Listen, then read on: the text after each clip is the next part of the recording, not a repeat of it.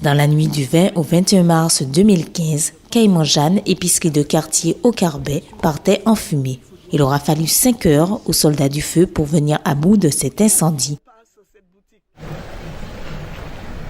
Un an après ce drame, la vie a repris son cours pour Béatrice Chalut.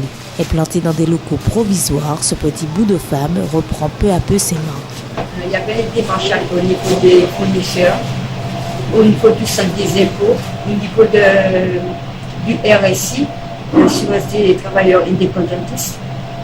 Mais franchement, c'est difficile. Moi, je ne souhaite cela à personne, parce que ce n'est pas évident. Pas du tout évident. Ça va un peu mieux. Ça fait beaucoup de bien en reprenant. Alors, comme je dirais, je remercie la population, la mairie du Cambert, en fait tout le monde, parce que franchement, ça a été vraiment un beau soutien. La réouverture de ce commerce est pour la population carbétienne un vrai soulagement.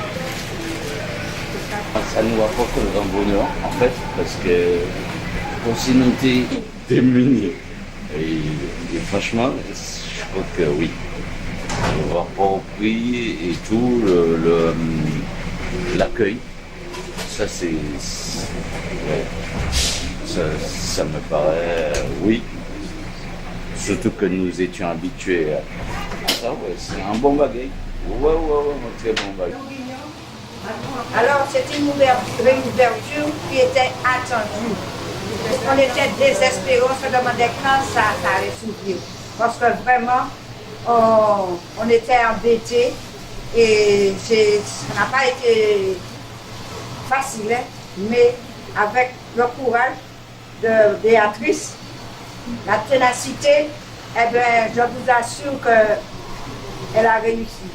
Elle a réussi. Ce n'est pas tout à fait parfait, mais avec la force et le courage de Béatrice, on y arrivera. Elle sera au top d'ici peu de temps. Pour Georges Villard, membre du comité de soutien, les actions menées étaient plus que nécessaires. Alors c'est garder cet esprit de repartir tout de suite et de remettre en tout cas l'activité commerciale en marche. Parce que sachez que, comment dire, la ville du Carbet, nous avons un certain nombre de personnes âgées.